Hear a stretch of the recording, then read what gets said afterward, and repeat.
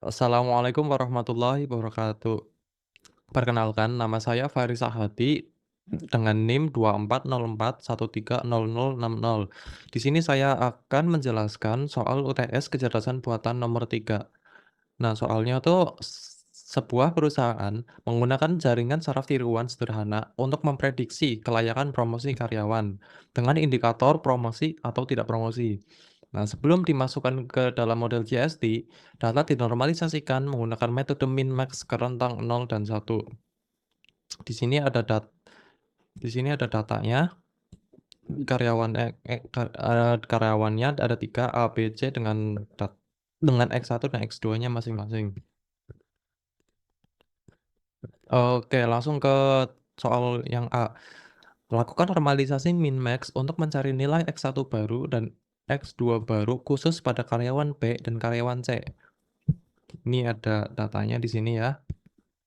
Untuk rumus min-max-nya itu X baru itu yang kita cari, sama dengan X dikurangi X min dibagi X max dikurangi X min.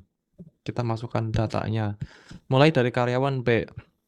Nah, kita akan cari X1 dari karyawan B dulu. Untuk X-nya kita masukkan, data yang kita cari kan X1 dari B, berarti yang ini, yang 80. Kita masukkan 80 dikurangi X minimumnya. Di data ini, yang X1 tuh yang paling kecil berapa? 60, berarti kita masukin 60, dibagi X max-nya berarti yang paling, nilai yang paling besar yaitu 100. Kita masukin 100. Terus X-min-nya 60, kita bagi. Jadi 20/40 sama dengan 0,5 untuk X1 karyawan B yang baru. Kita lanjut ke X2. X2 sama kayak tadi.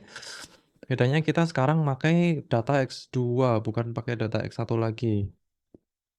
X-nya yang kita cari itu di X2 karyawan B itu 90, kita masukkan 90, X-min yang paling kecilnya itu 50, 50 kita masukkan dibagi X max-nya yang paling gede berapa? 90, sama kayak X-nya. Jadi kita masukkan saja. Nah, hasilnya itu 40/40 atau sama dengan 40/40 hasilnya 1. Nah, jadi X1 dari karyawan B yang baru X1 yang baru dari karyawan B adalah setengah dan X2-nya adalah 1. Oke, kita lanjut ke karyawan C ya. Kita cari karyawan C. Nah, di sini X dari karyawan C itu berapa? 100. 100 kita masukkan angkanya, X minimumnya 60, X-nya juga 100, X maksimalnya juga 100 karena yang paling tinggi 100, terus 60, terus X minnya 60 juga. Hasilnya sama dengan 40/40, yaitu 1. Lanjut ke X2C. X2C sama kayak sebelumnya, kita cari berapa sih X-nya. X-nya dari karyawan C yang X2 tuh 70. 70 kita masukkan. X-min-nya berapa? 50. Dibagi X max-nya berapa? Yang paling besar 90. Kita masukkan angkanya, terus X-min yang angkanya 50 juga kita masukkan. Terus hasilnya adalah 20/40 sama dengan setengah atau 0,5. Nah, jadi kita temukan di sini X1 dari karyawan C adalah 1 dan X2-nya adalah 0,5. Kita lanjut, memakai data yang tadi untuk menjawab soal yang B. Berdasarkan data karyawan C yang sudah dinormalisasi pada jawaban A, hitunglah nilai net.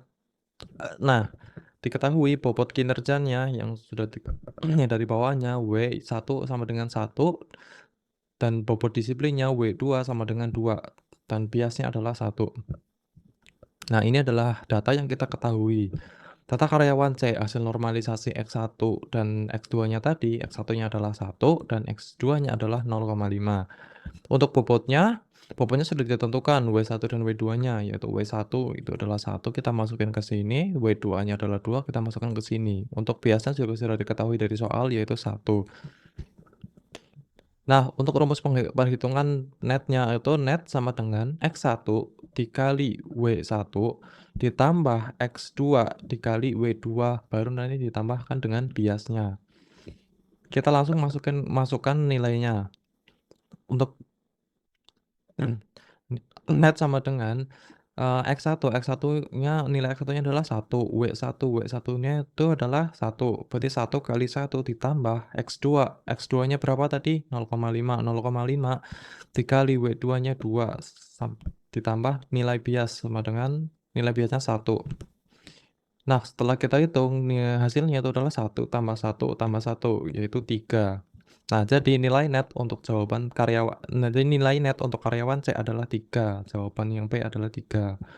Oke, kita lanjut pakai nilai hasil dari jawaban A dan B untuk menjawab soal yang C. Soal yang C adalah tentukan apakah karyawan C diprediksi, melakukan promosi atau tidak melakukan promosi.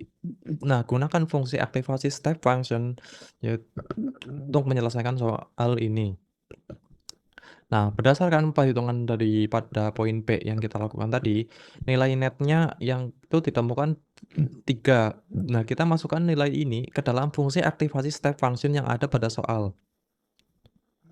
Ini adalah, fungsi aktivasi fungsi aktivasi netnya.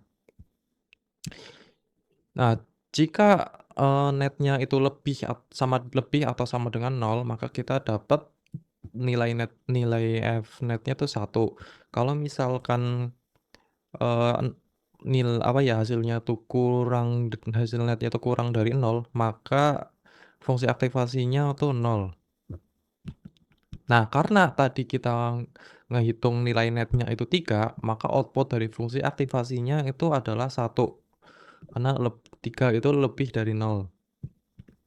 Nah, kesimpulannya, karena hasil fungsi aktivasinya adalah 1, maka karyawan C diprediksi masuk ke kategori promosi. Sekian pembahasan soal ini dari saya. Terima kasih. Wassalamualaikum warahmatullahi wabarakatuh.